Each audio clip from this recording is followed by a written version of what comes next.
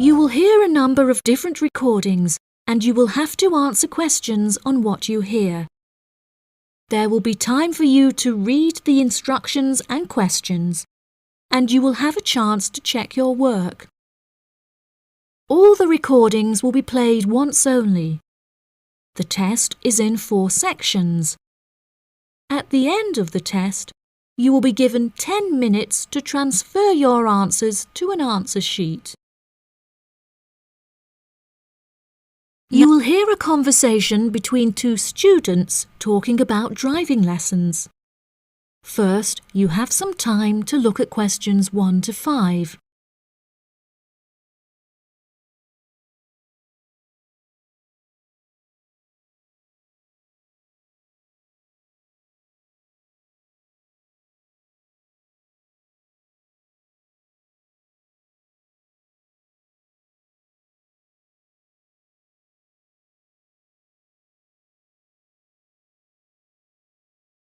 Now we shall begin.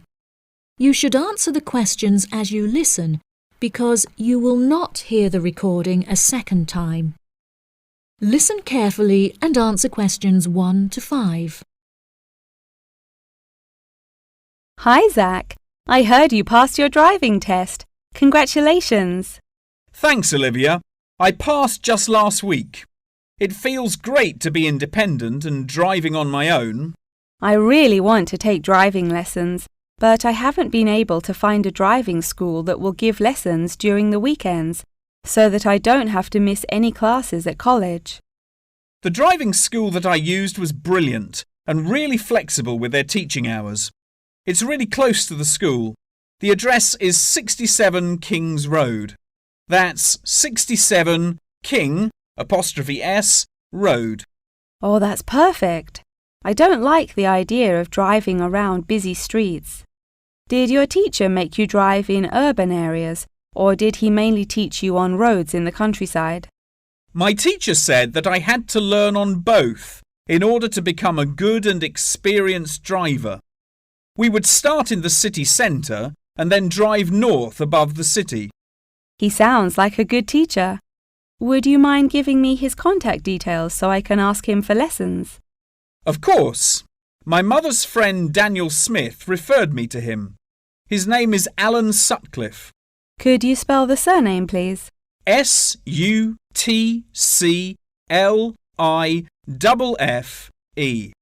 Thanks for helping me out. I'll give him a call tomorrow. I don't know if I should learn in a manual or automatic car. How do I decide? I wasn't sure which type of car to learn in either.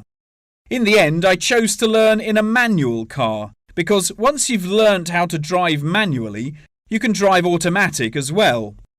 Most cars on the road are automatic nowadays. OK, I think I'll learn with a manual car too then. Hopefully the teacher will be able to give me lessons in the evenings after school. It would be much better if you take the lessons during the day. It will be far easier for you to learn when there is enough daylight to clearly see everything going on around you. But you need to be an experienced driver to drive safely at night. How frustrating.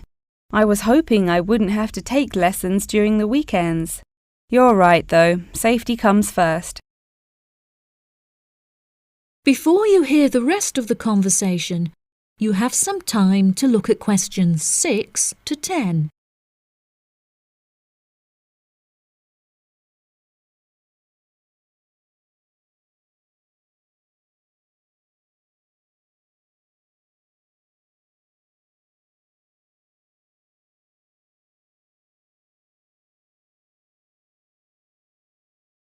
Now listen and answer questions 6 to 10. Speaking of safety, you should wait until summer to start learning. It's really difficult and dangerous to drive in the wind and rain as a learner, so you should definitely wait until the weather is sunny and dry. OK, that's perfect actually. It will give me some time to save up some money to pay for the lessons. Tell me about it. I had to work for months before I had enough money saved up. It was worth all the work when I finally got my driving licence, though. The whole process is so expensive. How much did it cost you in the end? Well, each half-hour lesson cost $30, and then the final test cost $50. In total, it cost me about $300. Gosh, it's pretty expensive. How did you find the test? Was it really difficult? No, it wasn't too bad, and the man was really calm and friendly. I knew that I would have to perform 2 parking manoeuvres during the test, so I practiced them a lot beforehand, and that really helped. The test used to last 40 minutes, but it changed a bit. For the first 20 minutes of the test, he gave me directions, and I had to just drive around, and then the last 10 minutes was for demonstrating the manoeuvres. So the test is 30 minutes in total. Okay, great. I'll remember that. Do you have any more advice? It's really good to practice driving a lot outside of driving lessons as well. Whenever my parents were running errands on the weekends, I would offer to drive them. My driving teacher also told me to buy a notebook to write down everything that I've learnt in it, like a diary. Haha, that sounds boring, but I'll do it if it helps. I found it really useful. Before my test, I read through everything I had written down, and it reminded me of a lot of things that I had forgotten about. It's really helpful for the theory test as well, because there's so much information to remember for it. That's great, Zach. Thanks for your help. No problem. See you at school. Bye. That is the end of section 1. You now have half a minute to check your answers.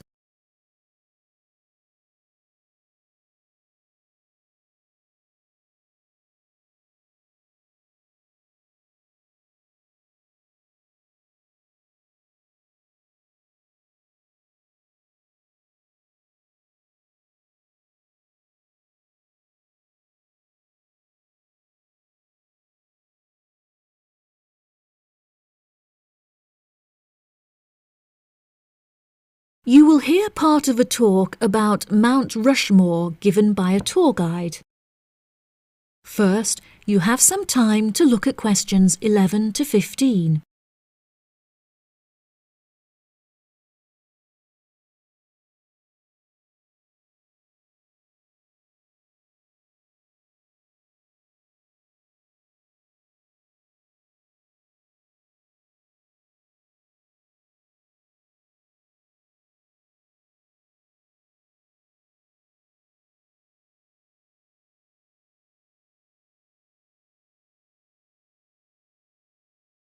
Now listen carefully and answer questions 11 to 15.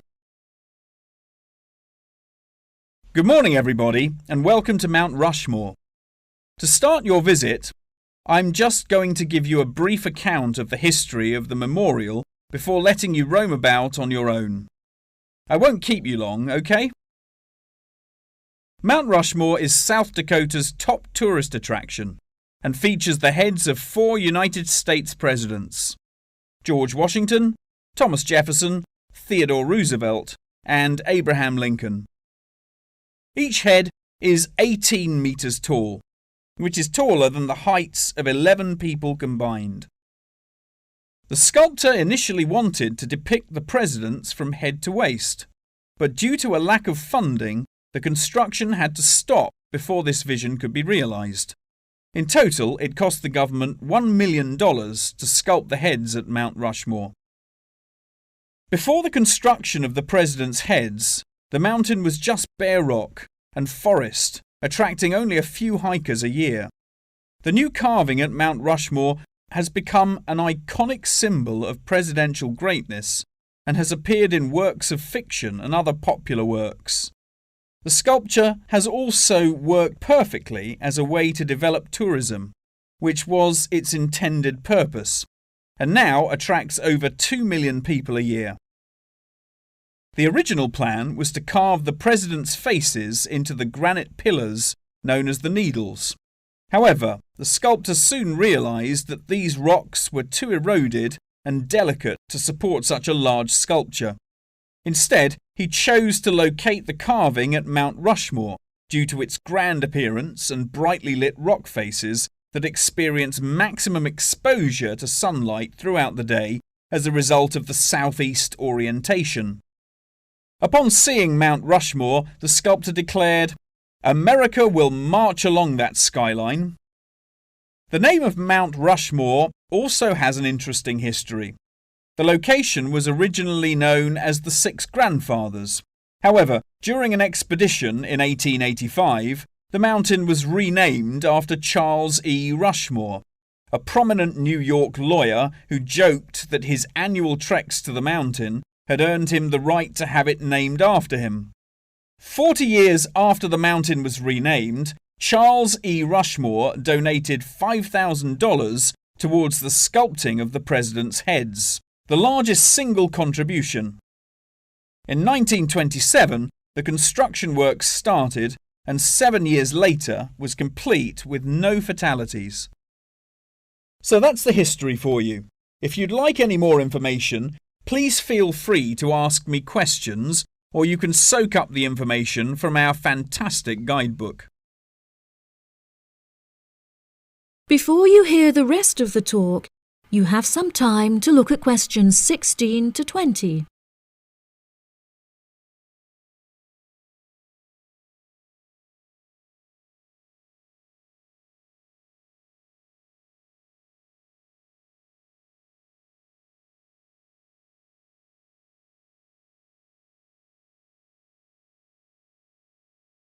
Now listen and answer questions 16 to 20. Now I'm going to give you a plan of the site, and I'd just like to point out where everything is so that you can explore everything for yourself. We're currently standing at the entrance, which is marked with the arrow on the map. If you follow the trail up to our left, you will find the information centre. There's a great photo booth there where you can have your photograph taken with Mount Rushmore in the background for a fee of only $10. What a great souvenir! In front of us is the refreshment centre, where you can help yourselves to coffee, locally grown tea, and a delicious selection of cold drinks and biscuits. Be sure to stay hydrated as it can get really hot up here. To our right, not far up the trail, is the gift shop. Here we sell copies of the guidebook, and it's also the perfect place to pick up some small souvenirs for yourself, your family and friends. Now, further up the trail, behind the gift shop, is a big stone building with a workshop. This is where all of our souvenirs are made by hand, which you can purchase in the gift shop, like I said before. Some are even carved from pieces of rock taken from Mount Rushmore itself. If you carry on walking up the trail past the workshop, you'll find our state-of-the-art visitor centre, where you can find maps of the walking trails here at Mount Rushmore. Now for the real treat. After you have walked past the visitor centre, you can follow the trail up to the left, which will take you to our wooden shelter. From here, you will have the best view of Mount Rushmore that there is, an experience not be forgotten. Right, if anyone wants a guided tour, then I'm starting at the information centre. If you'd like to follow me, this way please. That is the end of section 2. You now have half a minute to check your answers.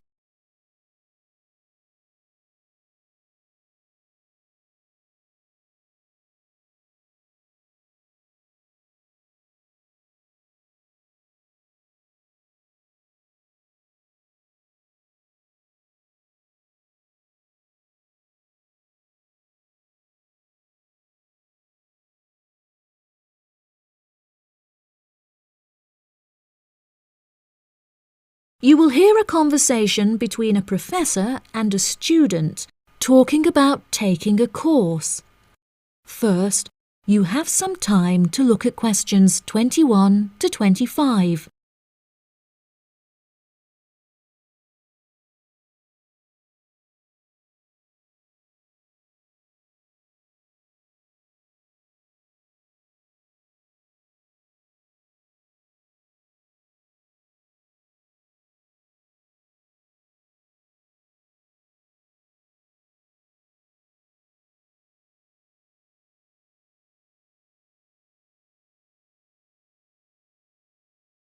Now listen carefully and answer questions 21 to 25.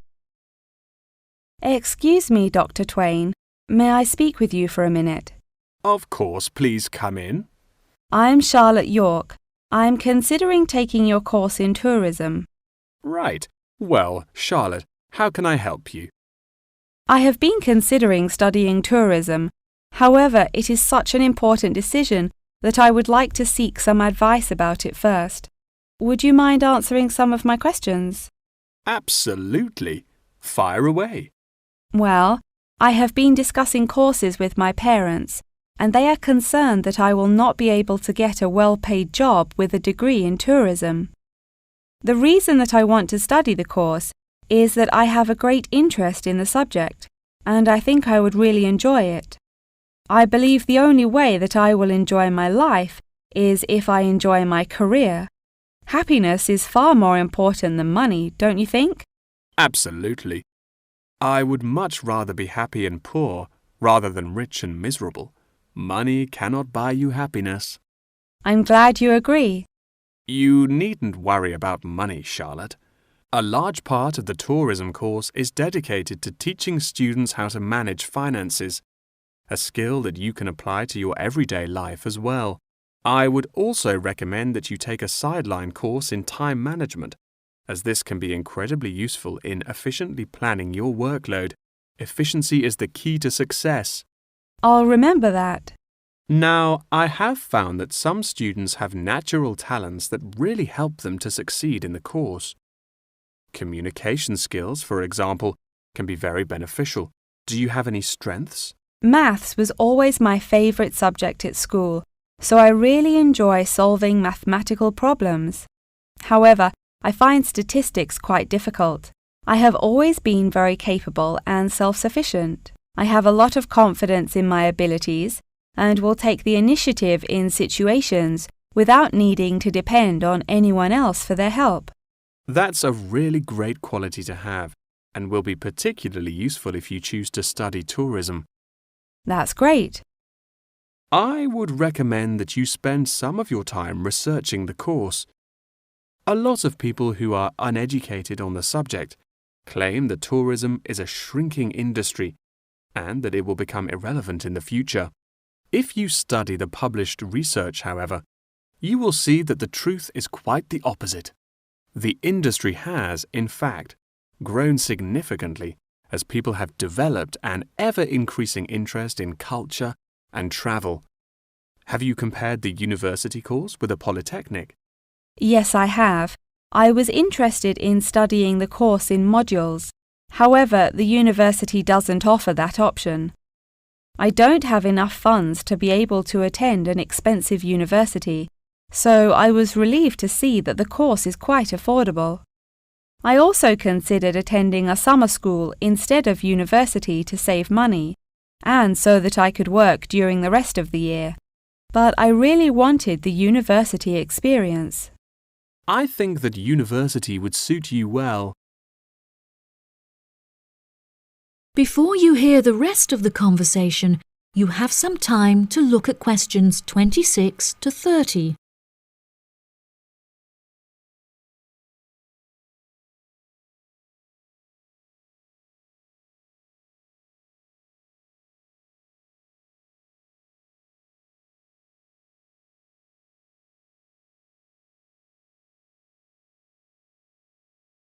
Now listen and answer questions 26 to 30. Now, what about the courses? Are you interested in any of the other subjects on offer? I have looked at a few. I was interested in travel and business as it sounds similar to tourism. That is really worth learning. However, be aware that it is difficult and will demand a lot of your time. Okay, that's good to know. You might find that Japanese is an interesting course and it will teach you valuable skills in speaking the language. Personally, it's not bad and could be of some help, but not that much. Okay, Japanese. Got that. What about medical care? Well, if you have time, the course will teach you a lot about curing diseases and illnesses or dealing with injuries outside, although it's not essential. So, okay, if it's useful, I'll take it. If you enjoy using technology and are worried about fulfilling the entry requirements, computing is very relaxed about the skills that applicants must possess. I'm terrible with computers, so I'm not sure that I would enjoy that course. How about public relations? Yes, I would recommend that course. It would be related to entering the tourism industry, as it will educate you on how to approach clients and develop associations with them. That's great. Thank you so much for your help. That is the end of section 3. You now have half a minute to check your answers.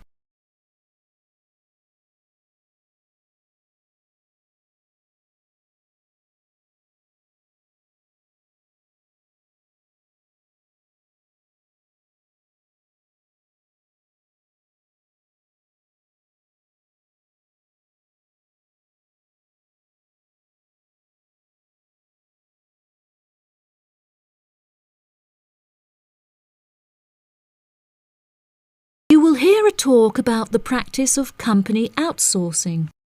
First, you have some time to look at questions 31 to 40.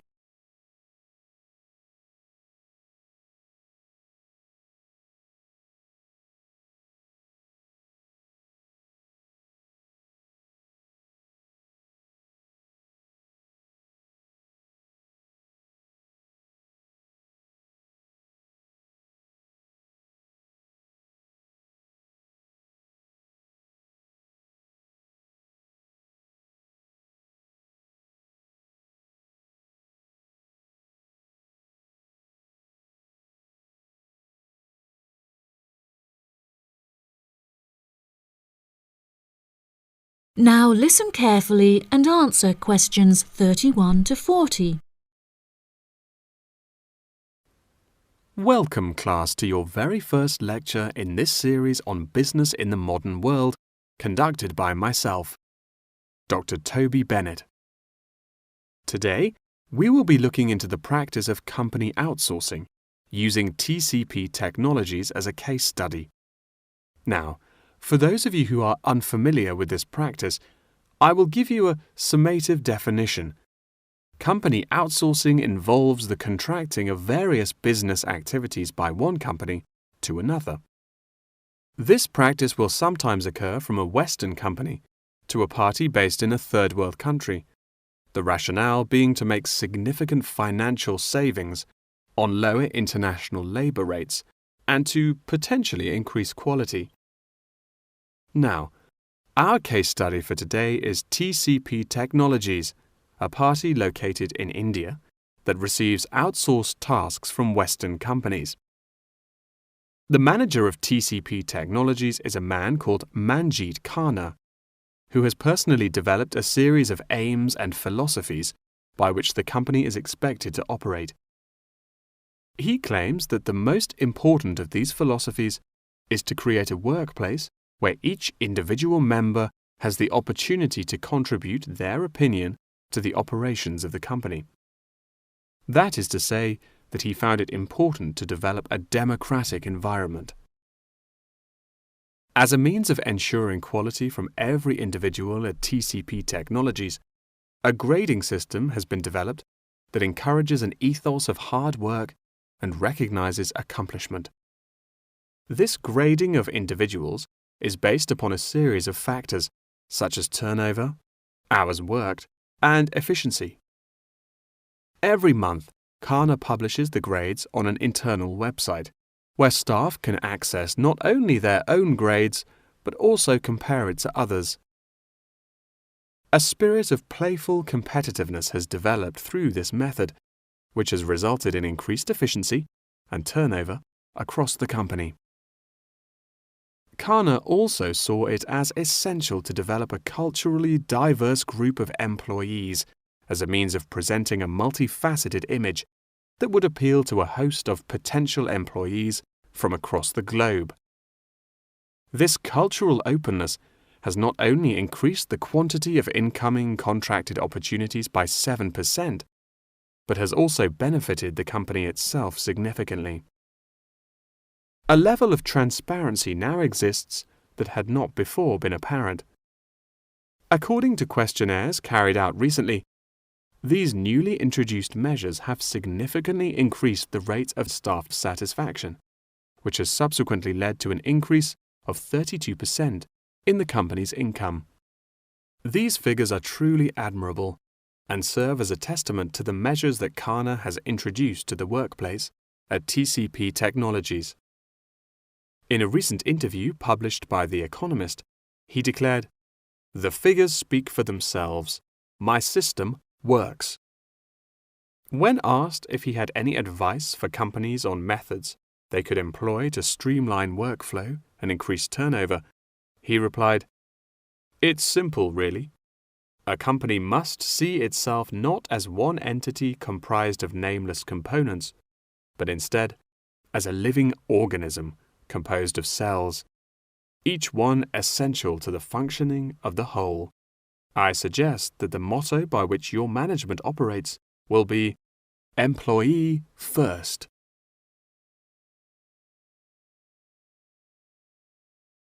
Many benefits have been reaped from the aforementioned changes in management style, such as a significant decrease in staff turnover. This improvement alone has solved many problems that had before stunted the growth of the company. A lot of these improvements came from the realization that the solution does not have to be produced internally, but can come from any other company. The grading system also immeasurably enhanced the dynamics of the company. The fact that this measuring system is solely produced for staff members and inaccessible by management means that it cannot be used as a judging criterion for promotion. It has proven itself a relaxed and informal means of stimulating workflow.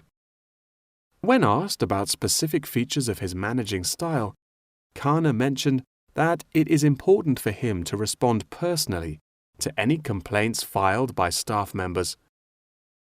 Having found the existing complaints process slow and ineffective, he introduced a new online system that created a direct line of communication between Kana and all employees of the company. The complaint form, dubbed by Kana as a ticket, eradicates the middleman, is easily accessible to all employees online, and has an interface that can be instinctively navigated. Any staff-related complaint, such as those relating to air conditioning and food quality, can be submitted directly to Kana via this online system. Entitlement to vacation is also a popular issue discussed through this forum. The main benefit of using this system is that staff must include their personal details on the ticket before they are able to submit it. In the past, anonymous complaints had been the root of much confusion and caused many wasted work hours, so the new system has put a ban on this form of complaint. That wraps up the lecture for today. Please remember that attendance is mandatory. That is the end of section 4. You now have half a minute to check your answers.